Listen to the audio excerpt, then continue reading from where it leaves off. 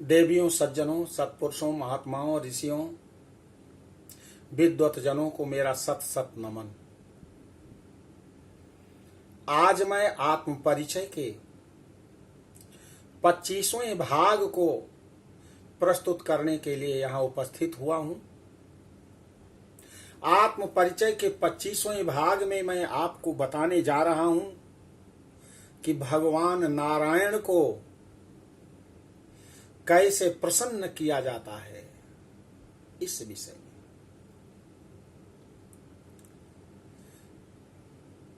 विद्वत जनों, देवियों, सज्जनों, शहर हो या गांव हो, भगवान को अक्षत बहुत प्रिय है। अक्षत का अर्थ होता आ माने नहीं, छत माने टूटना। जो टूटा हुआ ना हो उसे अक्षत कहते हैं।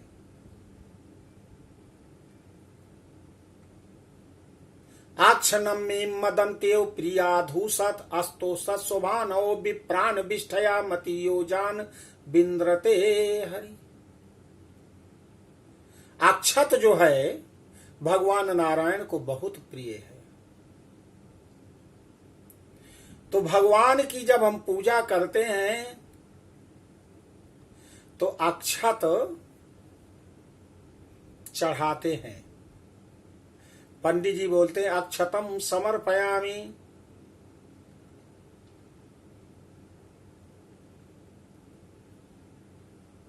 लेकिन सबसे बड़ी भूल हम करते हैं। 90% पूजन में भगवान के सम्मुख जो टूटा हुआ चावल होता है वही समर्पित करते हैं। और पंडित जी भी झूठ बोल रहे हैं। उनको कहना चाहिए छतम समर्पयामि, टूटा हुआ चावल।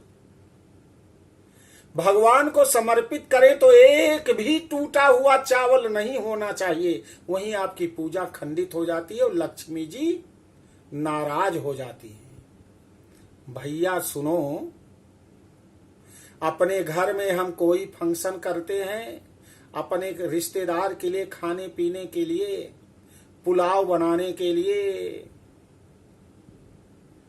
तो 200-250 रुपए किलो वाला चावल लाते हैं कि बिल्कुल वो एक भी टूटा हुआ नहीं है। अब भगवान के लिए ले आओ टूटा हुआ। सबसे बड़ा दोष लगता है।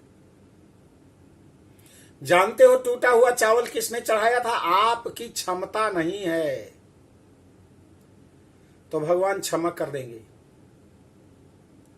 आप किसी के यहां से मांग करके ले आ रहे हैं और टूटा हुआ वो दे रहा है भगवान की पूजा के लिए, तो भगवान क्षमा कर देंगे। लेकिन आपकी क्षमता है, आपके घर में है, आप उसे भगवान को समर्पित नहीं कर रहे हैं। और कहते हैं नाथ सकल संपदा तुम्हारी, मैं सेवक समेत सुत नारी। नाथ सकल संपदा तुम्हारी, मैं सेवक समेत सुत नारी। हे नाथ, सारी संपत्ति आपकी है, हम लोग आपके सेवक हैं, मेरी पत्नी और बच्चे, और टूटा हुआ चावल देते हैं, घर में भरा हुआ है। कैटरर्स लिख दिया कि 20 किलो ये फला ब्रांड का चावल, टूटा हुआ नहीं। आप कभी नहीं कहोगे मेरे यहां 10 बोरा चावल रखा हुआ है, इसी का पुलाव बना दो। वो कहेगी मेरी क्रेडिट डाउन हो जाएगी, मेरा नाम खराब हो जाएगा। कि घर के चावल से आप खरीदेंगे हमारे प्रभु के लिए? घर में कीड़े पड़े हुए हैं, कई खंड वाले चावल ले आकर के आपने रख दिया। वहीं आपकी पूजा, वहीं माता लक्ष्मी नाराज हो गई। बहुत लोग आते हैं, पंडित जी हमारे घर में लक्ष्मी नहीं रुकती हैं, बताइए। मैं कहता हूं कि लक्ष्मी के पति को आप रोक लो, खुश कर लो, बस वो लक्ष्मी जी खुश हो जाएंगी। जैसे देवियों आपके पति का कोई बड़ा सम्मान करता है तो आपकी दृष्टि में वो बड़ा अच्छा होगा। अब आपके पति का कोई अपमान करे तो आप उसके ऊपर नाराज होंगी।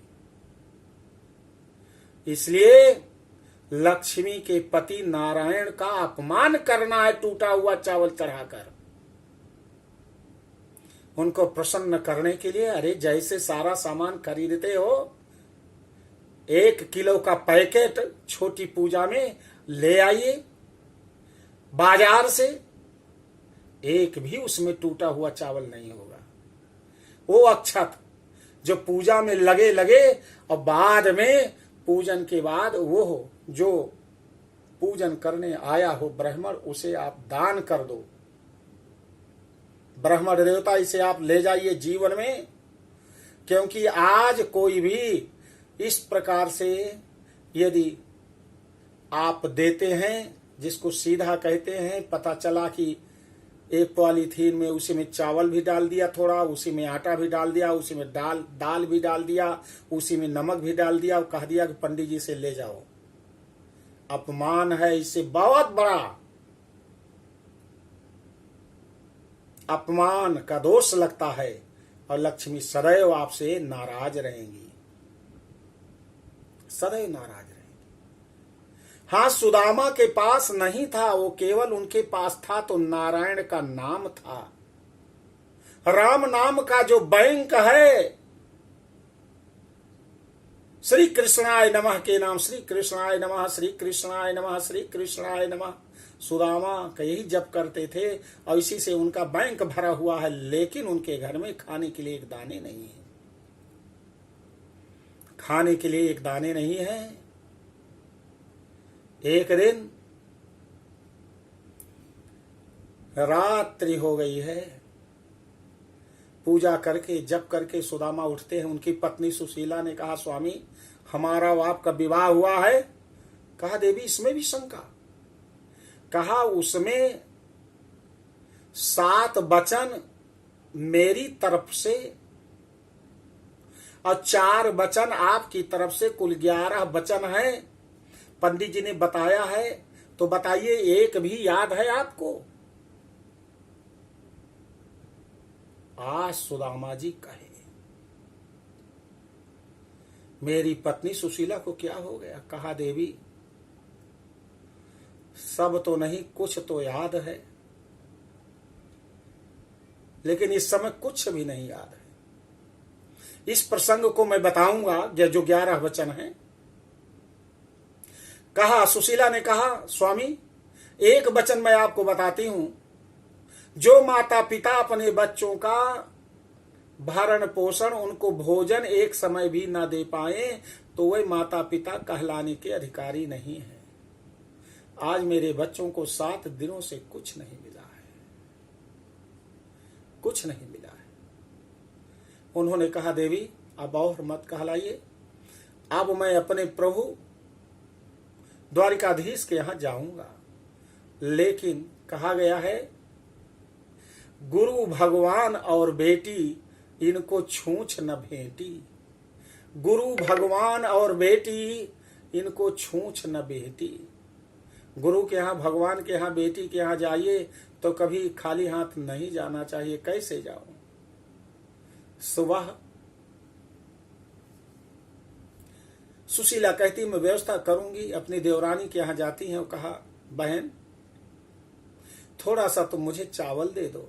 कभी नहीं मांगा, अपने लिए उपवास कर लिया, नहीं मांगा, लेकिन आज भगवान के लिए मांगने जा रहे हैं। अरे दुनिया वाले सुनो, भगवान के लिए मांगना भी पड़े तो मांग लो भगवान के लिए, तुम्हारे यहां नहीं है, लेकिन अपने लिए नहीं। कहा, किस लिए आज आश्चर्य हुआ? कहा, तुम्हारे जेठ जी द्वारिकाधीश के यहां जा रहे हैं कुछ लेने के लिए, निवेदन करने के लिए। तो उसने जानबूझकर ईर्ष्या से टूटा हुआ चावल दे दिया। किनकी दे दी? कि भगवान नाराज हो जाए, उसको लेकर के जाते हैं। इस प्रसंग को आगे मैं बताऊंगा। बहुत सुंदर, बड़ा प्यारा प्रसंग है। आज मैं केवल इस अक्षत के विषय में बताना चाह रहा हूं। और वो उस टूटे हुए चावल को छिपाए हुए चले जा रहे हैं। भगवान वासुदेव ने, द्वारिकाधीश ने कहा, भाभी ने मुझे कुछ दिया होगा। खींच लिया और उसको खोला तो उस टूटे हुए चावल को, किनकी को, अरे आप सुदामा की तरह नहीं हैं जो टूटे हुए चावल को देते हैं हमारे प्रभु को। वो हाथ से मुट्ठी से निकाल करके खाते हैं उसको, और एक मुट्ठी में वो समझते हैं कि हमारे सुदामा के पास तो कुछ भी नहीं है, कुछ भी नहीं है, ये मांग कर ले आए हैं। लेकिन एक मुट्ठी में एक लोक का राज्य दे दिया, दूसरी मुट्ठी में 2 लोक का राज्य दे दिया, तीसरी मुट्ठी को रुक्मिणी ने पकड़ लिया कि स्वामी आप कहां रह करके भक्तों का उद्धार करोगे। तो ऐसे भक्तों के लिए तो अच्छा है जिनके पास ना हो क्षमता, लेकिन हमारे प्रभु को अक्षत दो। अक्षतम समर्पयामि अक्षनमी मदंती प्रियाधो सत अस्तो सत्सुभानो विप्राण विष्टया मतियो जान बिंद्रते हरि। अक्षत जो तब हमारे प्रभु, अरे आपके कोई नात मात रिश्तेदार आते हैं तो बढ़िया से बढ़िया नहीं है तो उधार ले आते हो, मांग करके ले आओगे। अब भगवान के लिए कहते हो चलो यही चल जाएगा, जो है उसी में स्वयं के लिए तो बहुत बढ़िया। जिस दिन ये सीख जाओगे हमारे प्रभु के लिए, अपने भगवान के लिए, भगवान भाव के भूखे हैं, लेकिन यदि आप भाव से बुलाओगे तो आ जाएंगे। उनके अलावा कुछ नहीं है। अरे एक वायरस को दुनिया वाले साइंटिस्ट नहीं समाप्त कर पा रहे हैं, आप भगवान की महिमा को चाहते हैं कि ये झूठा है। भगवान है नहीं, सर्वत्र व्याप्त है वह। जिस दिन समझ में आ जाएगा, लोगों की हंसी उड़ाना आप छोड़ दोगे, भगवान पर विश्वास कर दोगे, उस दिन माता लक्ष्मी खुश हो जाएंगी, नारायण खुश हो जाएंगे। और लक्ष्मी नारायण जिस दिन खुश हो गए उस दिन परम कल्याण हो जाएगा। लेकिन हंसी उड़ाना, मजाक करना, अपने धर्म को हानि पहुंचाना, भगवान पर विश्वास न करना सबसे बड़ी भूल है। यह कलयुग की देन है। यह कलयुग में धर्म का पतन हो गया है, जो अभी मैंने इसके पहले आपको बताया। तो देवियों, सज्जनों, महात्माओं, आपसे निवेदन है कि प्रभु के लिए जहां तक हो सके आप भाव से आप ले आओ, स्वभाव से ले आओ, तब भगवान का प्रभाव आपके ऊपर अच्छा पड़ेगा। मेरी कोई बात यदि इसमें बुरी लगी हो तो क्षमा कर लेना, अच्छी बात को स्वीकार करना। मेरे इस वीडियो की ज्यादा से ज्यादा लोगों तक पहुंचाने की कृपा करें, हाथ जोड़कर निवेदन है। लाइक करें, सब्सक्राइब करें, और भगवान नारायण आपको बहुत बहुत कुछ दें, विघ्न बाधाओं से दूर करें, आपके ऊपर प्रसन्न हो। जय माता की।